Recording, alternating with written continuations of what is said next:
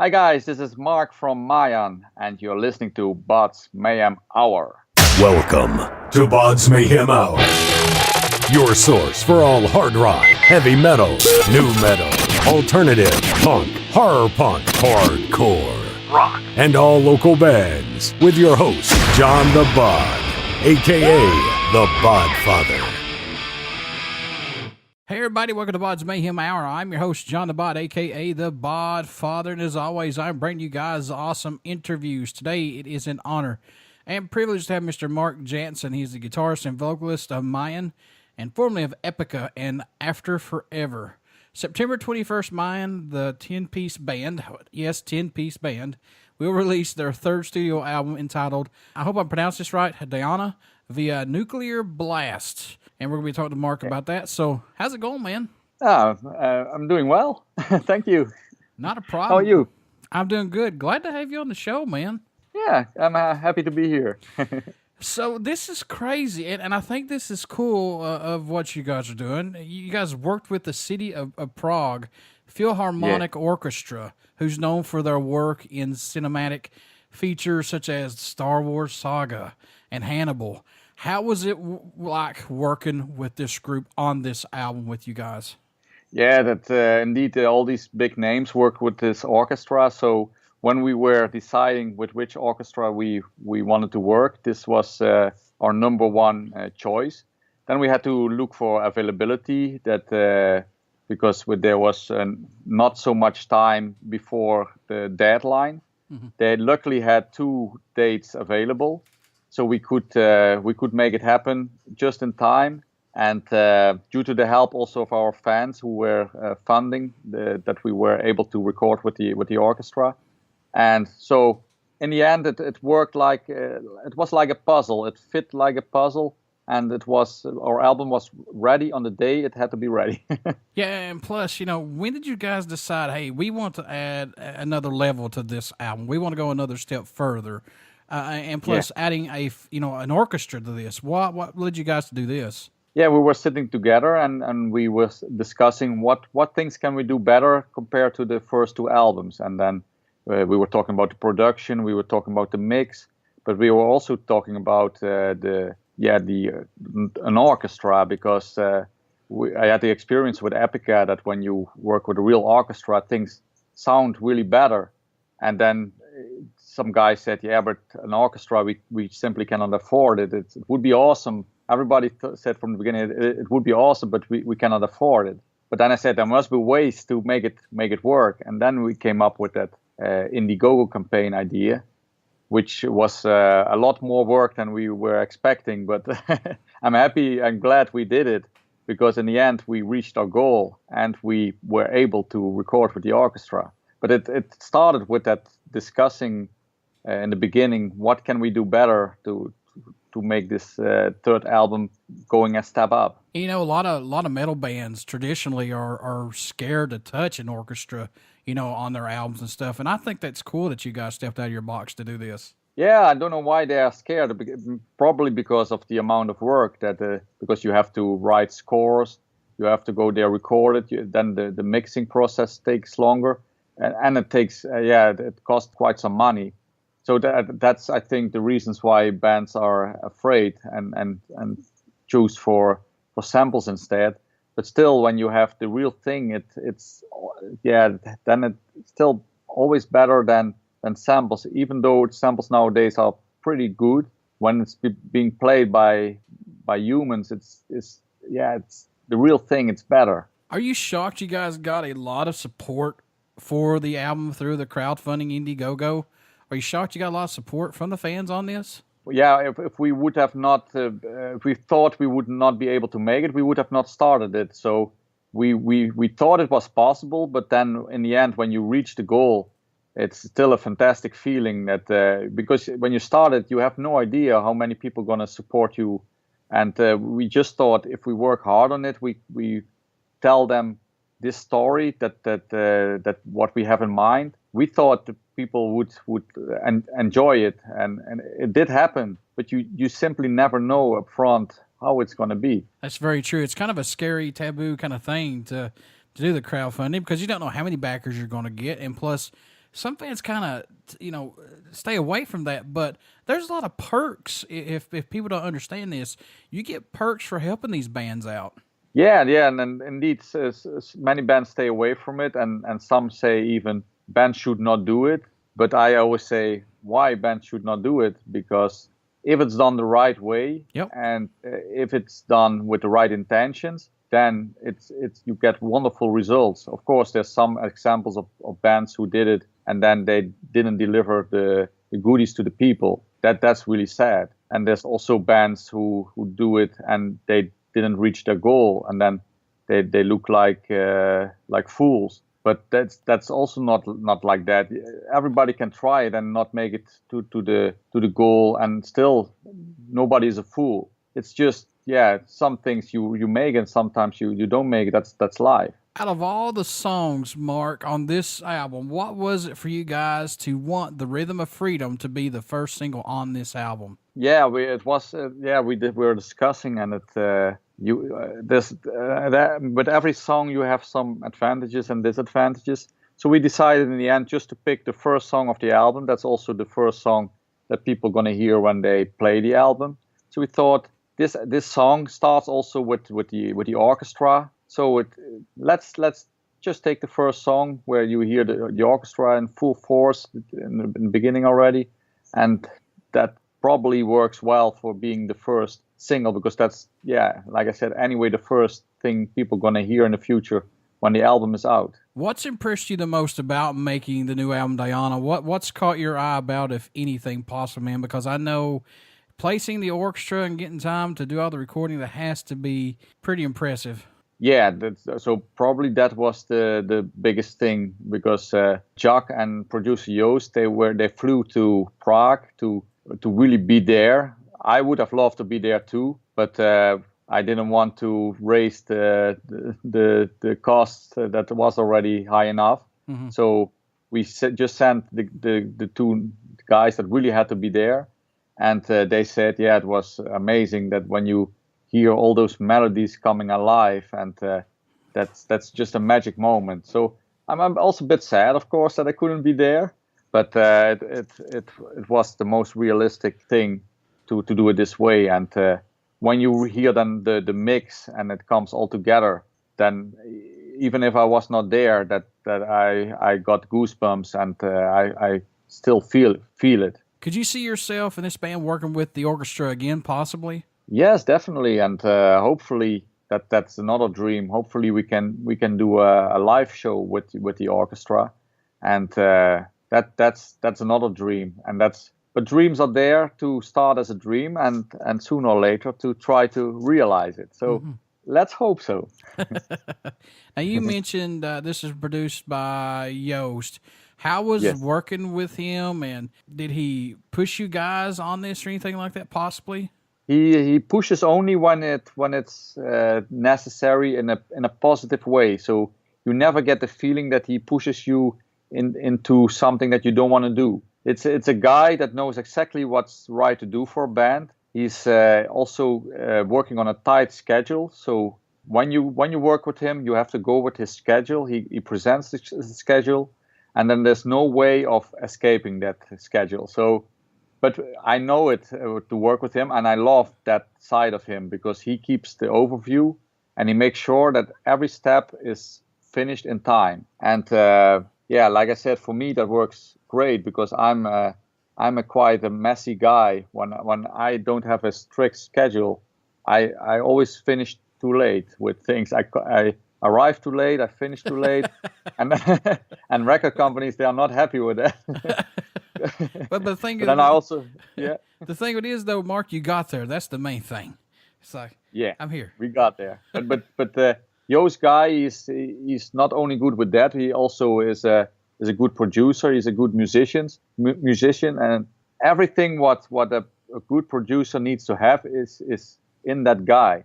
So I don't see myself working with anybody else in the near future anyway, because he's the one. He's Morpheus, the one. Understandable. How long did it take to record this album? I think let's say it must have been about 4 months. The writing of the songs took much longer. I want to talk about the artwork. This is really nice artwork, man. This is really, really awesome artwork, if you ask me. Who did this? Because we need to give out a shout out to the artist on this, man. Yeah, that's Stefan Heilemann, and he also works with quite some other bands, also with Epica. And indeed, when I saw this cover for the first time, I knew this is going to be really awesome. And he only needed to change some details. He wanted to do it himself, but we were already happy with what we saw right away. And but this guy, he reads the lyrics and he comes up with something that you could have never done yourself. That's also why he's so good at his job, and that's why he's able to do it. But I'm extremely happy with the result. Any songs for you personally on the new album, Dhyana, that stand out more to you on it?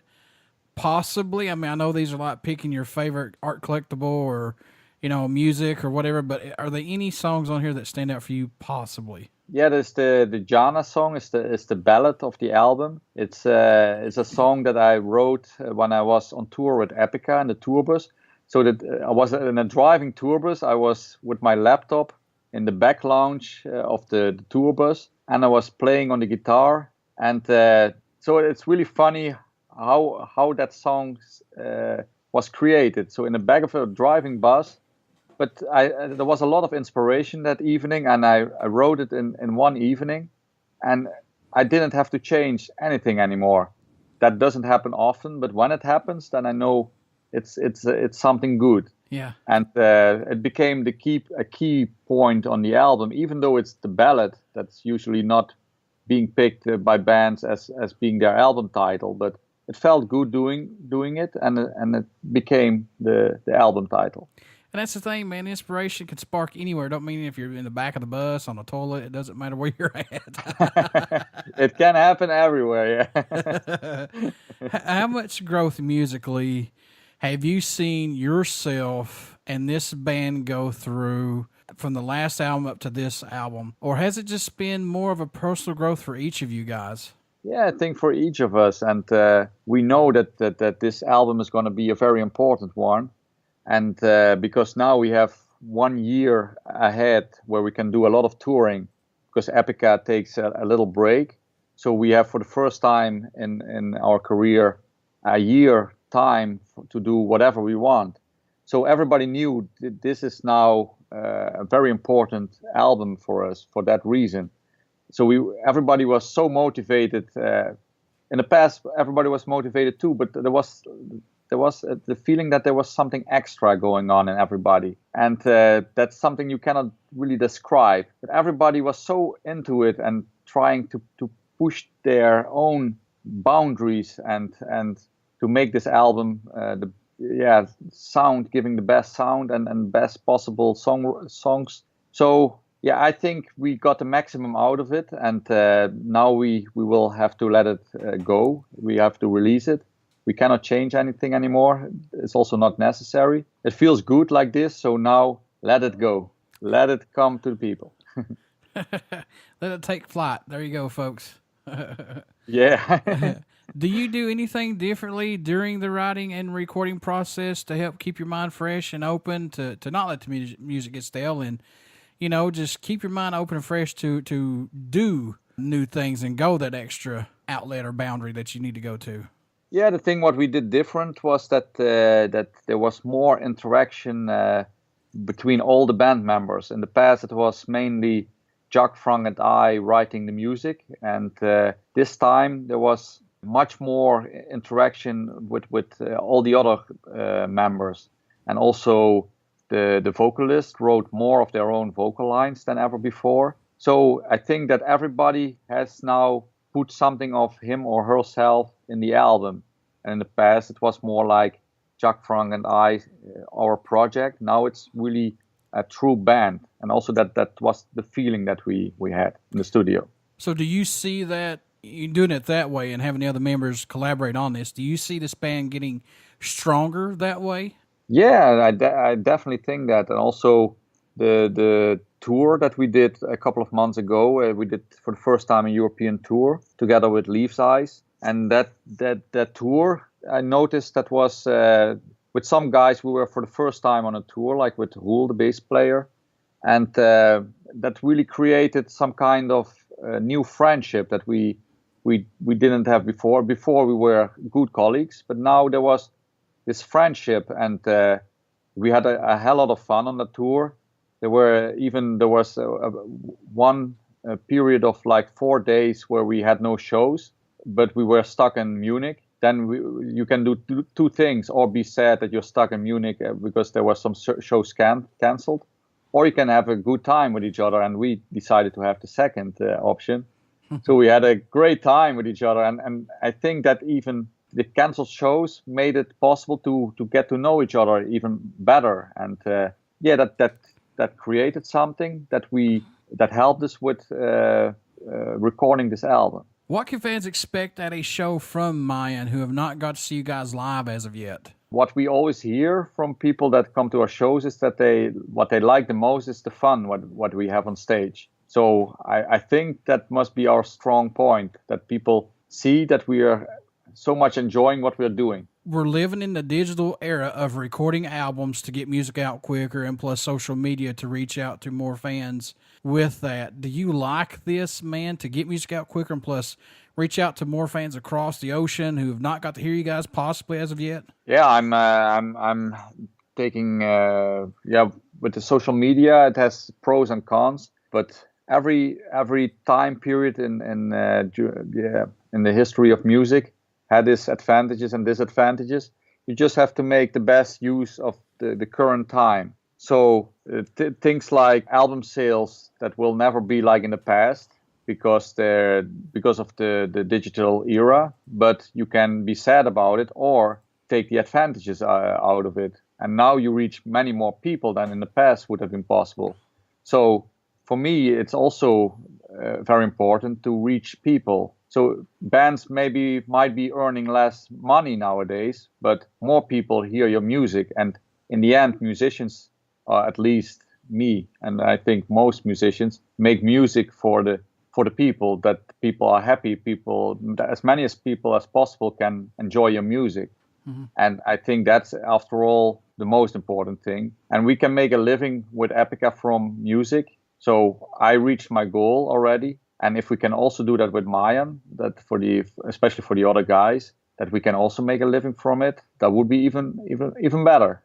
How has it been working with the mighty Nuclear Blast, Mark, on this album and everything, man? How's it been working with these guys since signing on with them? For me, it's the perfect label to be with. They literally say, you do your job, we don't interfere with that. We do our job, you don't interfere with that. That's the best way. And I completely agree with that, because there's record companies who come literally to the studio to tell the band what to do. And I cannot stand that. I would not be able to work like that. And Nuclear Blast, they are such a big label, and they give you full artistic freedom. And so I wouldn't like to be on any other label. I feel at home there. I like the people. They are true metalheads who really enjoy the music that they are working on. So, yeah, I can only say good things about that. What made you want to become a musician? What was that spark for you, good sir, that said, yeah, that's what I want to do right there? I think that the seed was planted when I was going to a Guns N' Roses concert in 1993. Oh, nice. Yeah, and then I saw them live, and I thought that must be awesome to be on a stage and play a show in front of so many people. And from that day, it never left me. And when I was about 16, I picked up a guitar, and from that moment, I started dreaming about having a band. And then soon everything started evolving. And then we founded After Forever, and from there on Epica, from there on MaYaN. So that's basically how it happened. Is there a moment or a show that stands out more to you than any that you can recall being part of any of the bands that says, that made you feel like, yeah, this is worth the time and effort that we're putting into this. This is well worth everything that I've done so far? Yeah, then it comes to mind a show that we did in Tunisia with Epica. That was, I think, around 2004 or 2005. we were the first international metal band to play in Tunisia. And by that time, there was still the old regime. They were quite strict, but we went there. And even though there were many difficulties, once we hit the stage, there was the crowd. There was such a magic feeling, and the people, the first people that I saw, the first 3 rows of people, they were all crying of happiness. I've never seen something like that at any other show. They were so happy, and that's something I will never forget. That pure feeling of happiness. We lost an iconic musician, Vinnie Paul, drummer of the mighty Pantera, Hell Yeah, Damage Plan, and Rebel Meets Rebel. Is there a special moment of any of those bands that stick out for you, and possibly you getting a moment to share with some Vinnie Paul memories, maybe, possibly? The only memory that I have was that we went once to the Vinnie Paul strip club. Because we were invited, because we were on tour, and we went there, and we had a good time with him there. We drank some beers, and we enjoyed. Some guys, not of the band, but some crew had a good time there as well. So that's the thing what I recall. Support-wise, Mark, is there a country or location that stands out more, or even surprises you? You guys get support from, possibly? Yeah, I'm always surprised to get support from countries like Iran. There's metal fans there, and they even ask, hopefully one day you can play in Iran, even though at this point this is not possible yet. Oh wow, but, no. But yeah, if we could ever in the future play in Iran, and you never know what's possible. If there's a day that it starts being possible, we would be the first man to be there. That's awesome. That would be cool. I hope you guys get that opportunity and everything. You'll go as cool over there. That's for sure. Yeah, because there's quite some metalheads, but not everybody can enjoy the music in freedom. That's true. But hopefully things will change. Folks, MaYaN releases Dhyana September 21st via Nuclear Blast Records. And this is their 3rd studio album, so you want to get out and check them out. Mark, how can folks stay in touch with you guys, buy some merchandise, this album, tour dates when this goes on tour, things like that? How can they do that, good sir? They can check out our website, MaYaN Official, and or our Facebook page, or we are on Twitter, on Instagram. So all kinds of information. Whoever wants to see us live, we will have a CD presentation coming up in the Netherlands. But also we are already in touch with a guy in the US to bring us over to the United States next year. So hopefully that's going to happen. Before I let you go, good sir, would you care to do a promo for my show? Sure, I can. Hi guys, this is Mark from MaYaN, and you're listening to BODS Mayhem Hour. Everybody stick around. We got some great music coming up, and you only hear these interviews right here on BODS Mayhem Hour and BODS Mayhem Radio Network. Thank you so much, Mark. Thank you too. I had a good time talking to you.